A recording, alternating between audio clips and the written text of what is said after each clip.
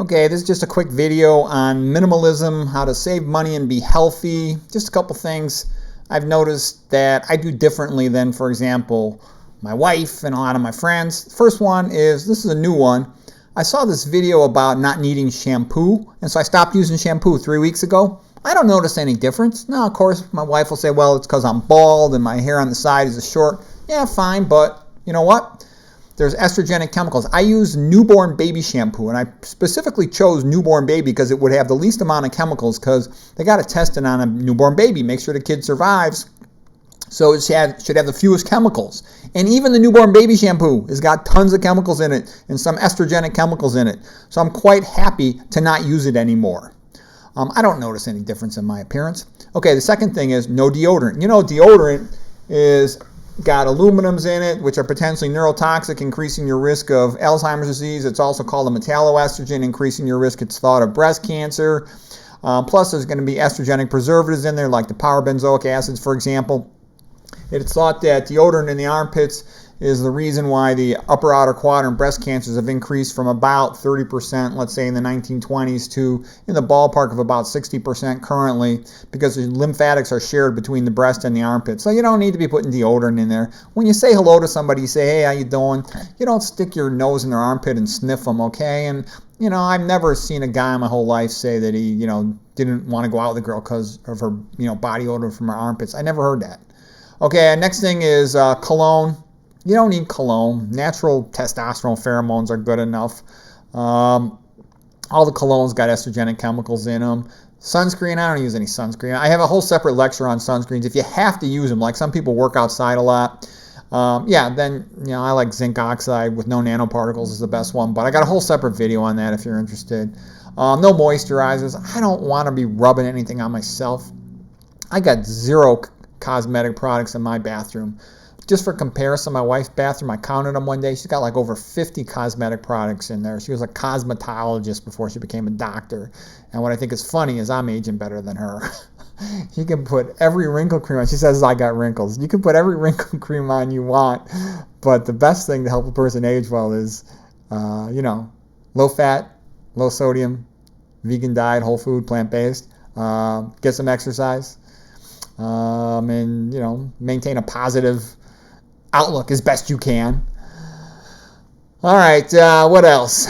No dishwasher detergent. The dishwasher detergents, they're typically some type of estrogen, non-oxidol 9 or something. They're going to be a good book about all this is Anthony J, PhD, his Estrogeneration book. There's a whole bunch of books on estrogen chemicals, but you can go to his video site, Dr. Anthony J.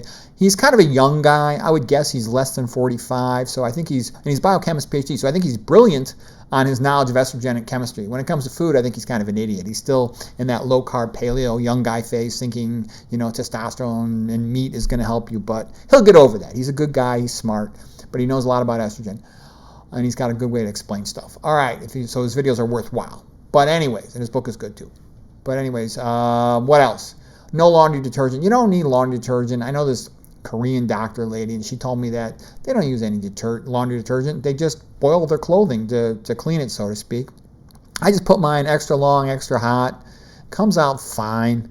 All the typical laundry detergent, you got the detergent itself is estrogenic, and then it's in a BPA container typically with phthalate plastic conditioner. So there's 3 estrogens that get into if you're using liquid laundry detergent. And then a lot of times the clothing softeners that are put in the dryer, those are also estrogenic, and they're preservatives and whatnot, and they're chemicals.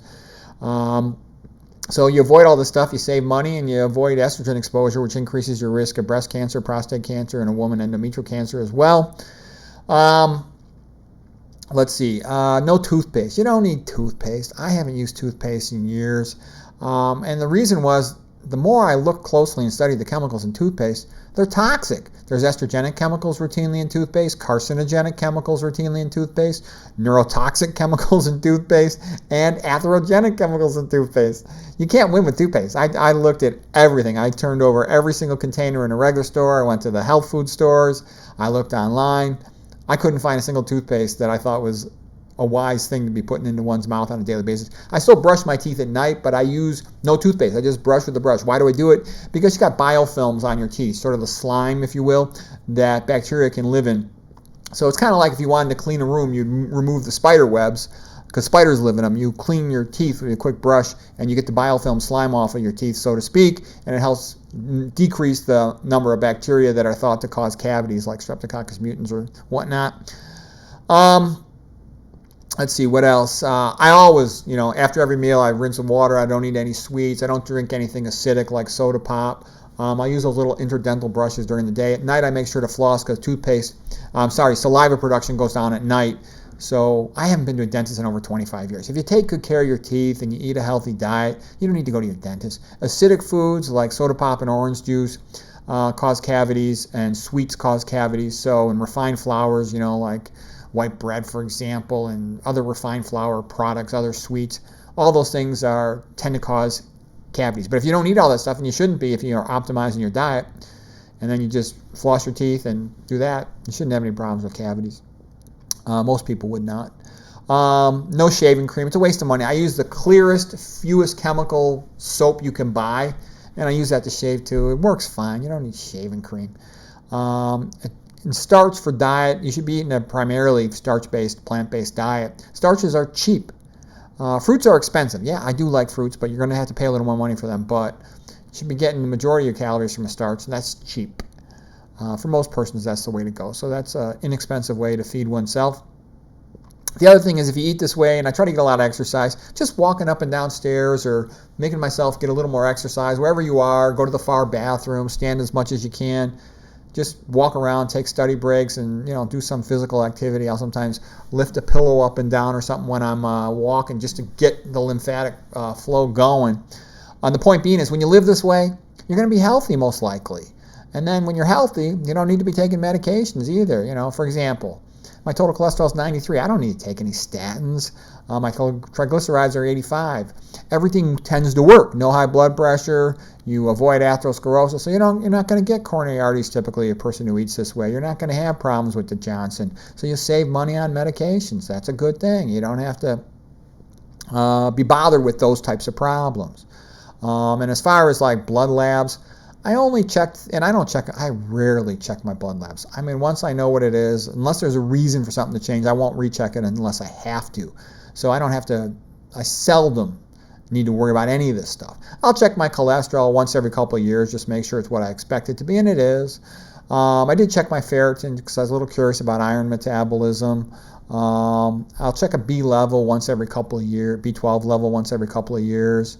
I checked a CBC before I was going to consider donating blood. I donated blood, last year.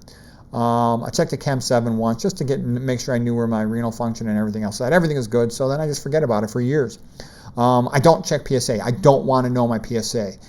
If you have a low risk, as I do, a very, very low risk of having a prostate cancer problem, then it is smarter not to check it. Do not go checking labs when you don't want to know the answer or when your risk is so low. The reason I say that is, if you have a low pretest probability, then any type of lab or screening test is much more likely to find a false positive.